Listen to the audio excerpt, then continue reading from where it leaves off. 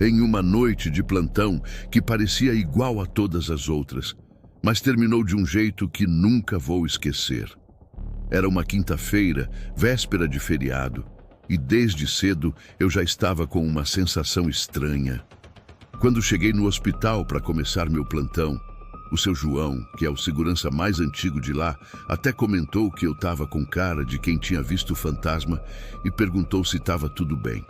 Na verdade, não estava não.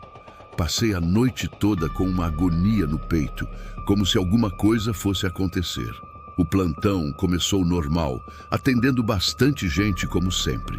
Já passava das 2 da madrugada e eu estava morto de cansado, pensando que faltava pouco para acabar meu turno.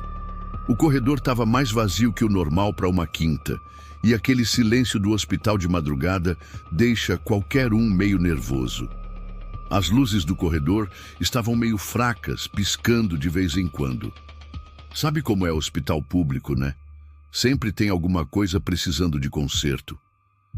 Eu estava sozinho na sala dos médicos, tomando um café, quando a Dona Rosa, a enfermeira mais experiente do plantão, entrou correndo. Ela estava branca que nem papel e disse que tinha um paciente precisando de atendimento urgente no quarto 13. Achei estranho, porque o quarto 13 estava fechado para reforma há semanas, mas não tinha tempo para questionar. Peguei meu estetoscópio e corri atrás da Dona Rosa. Quando chegamos no corredor do quarto 13, as luzes começaram a piscar mais forte, como se fossem explodir. A porta do quarto estava entreaberta e dava para ouvir um gemido baixo vindo de dentro. Empurrei a porta devagar, com o coração na boca. O quarto estava escuro, só iluminado pela luz fraca que vinha do corredor. No meio da escuridão dava para ver o contorno de alguém deitado na cama. Me aproximei devagar, chamando o paciente. Nenhuma resposta.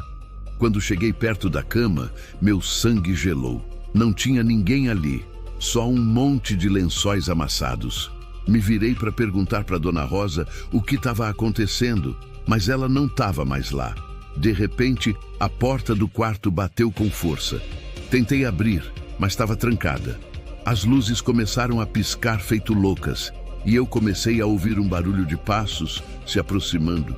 Meu coração estava quase saindo pela boca. Foi quando eu vi, no canto do quarto, uma figura escura começou a se formar. Era como se a sombra tivesse ganhado vida própria. A coisa foi crescendo, crescendo, até ficar do tamanho de uma pessoa. 2 olhos vermelhos se abriram na escuridão, me encarando.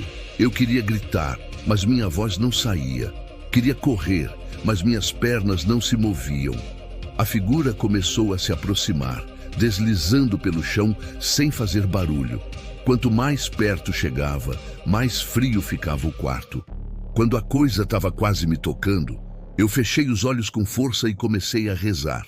Foi quando senti uma mão no meu ombro. Dei um pulo e abri os olhos esperando o pior, mas era só o seu João, o segurança.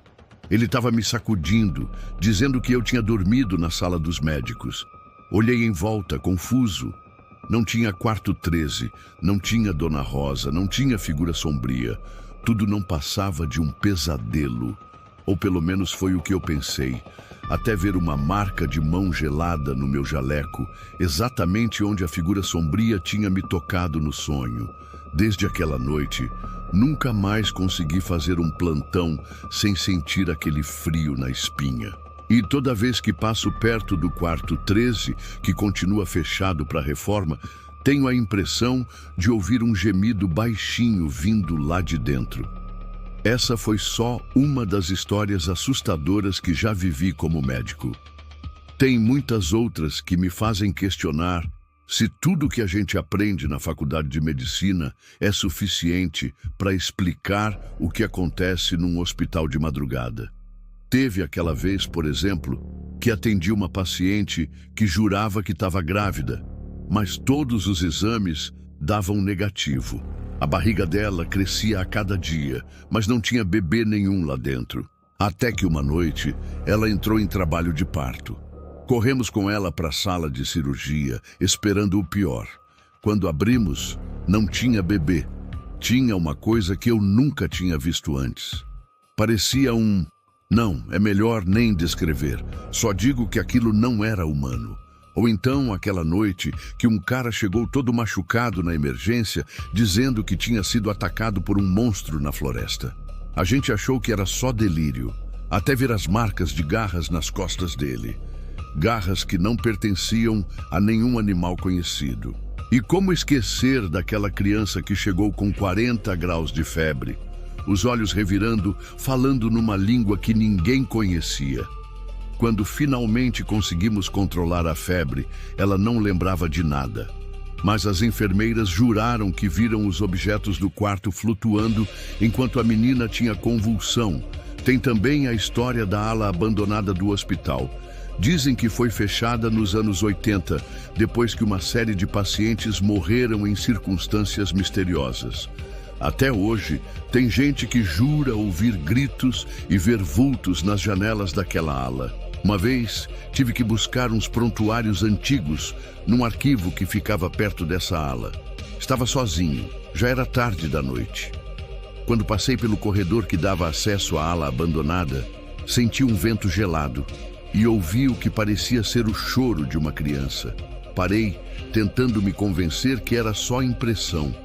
Foi quando vi uma mãozinha pequena aparecer na fresta da porta trancada da ala. Corri dali o mais rápido que pude, deixando os prontuários para trás. No dia seguinte, quando voltei com outros colegas para buscar os documentos, não havia nenhum sinal da mãozinha. Mas encontramos marcas pequenas de mão na poeira do chão, como se uma criança tivesse passado por ali. Outra coisa que me dá arrepios até hoje é lembrar da paciente do quarto 237. Ela chegou com um quadro de pneumonia grave, mas estava respondendo bem ao tratamento. Numa noite fui fazer a ronda e ela estava dormindo tranquila. Quando voltei, 2 horas depois, encontrei o quarto vazio. A cama estava arrumada, como se ninguém tivesse estado ali. Perguntei para a enfermeira o que tinha acontecido, se a paciente tinha tido alta. Ela me olhou confusa e disse que o quarto 237 estava vazio há semanas, que não tinha nenhuma paciente internada ali. Mostrei o prontuário, as anotações que eu mesmo tinha feito horas antes, mas não havia registro nenhum no sistema do hospital. Foi como se a paciente nunca tivesse existido. Mas eu sei o que vi. Eu conversei com ela, examinei ela. Como alguém pode simplesmente desaparecer assim? Tem também as histórias que os pacientes contam. Gente que teve experiências de quase morte e voltou diferente. Tem um senhor que jura que enquanto estava em coma, visitou o inferno. Ele descreveu coisas que nenhum ser humano deveria ser capaz de imaginar. Ou aquela senhora que, depois de uma parada cardíaca, passou a prever o futuro. Ela sabia exatamente quando um paciente ia piorar ou melhorar, antes mesmo dos exames mostrarem qualquer coisa. E como esquecer daquele adolescente que chegou desacordado depois de um acidente de carro? Quando acordou, estava falando um idioma antigo que ninguém conhecia. Depois de uns dias, voltou ao normal e não lembrava de nada. Ser médico é lidar com a vida e a morte todos os dias. Mas às vezes, a gente se depara com coisas que vão além da nossa compreensão. Coisas que fazem a gente questionar tudo o que aprendeu. Já perdi a conta de quantas vezes vi pacientes terminais terem melhoras inexplicáveis depois de sonharem com parentes falecidos. Ou quantas vezes senti uma presença no quarto de alguém que tinha acabado de morrer. Tem noites que, fazendo a ronda, eu juro que vejo vultos nos cantos dos corredores. Sombras que se movem quando ninguém está olhando. Às vezes, ouço sussurros vindos de quartos vazios. O pior é quando acontece alguma coisa que não tem explicação médica nenhuma, como aquela vez que um paciente em estado vegetativo há anos de repente acordou, falou o nome de cada pessoa na sala e depois voltou ao coma profundo. Ou quando atendi uma mulher com uma doença rara que ninguém conseguia diagnosticar. Ela piorava a cada dia, até que uma noite sonhou com um médico antigo que tinha trabalhado no hospital. No sonho, ele deu o diagnóstico e o tratamento. Quando testamos, era exatamente isso. São coisas que a gente não conta para ninguém, porque ninguém acreditaria.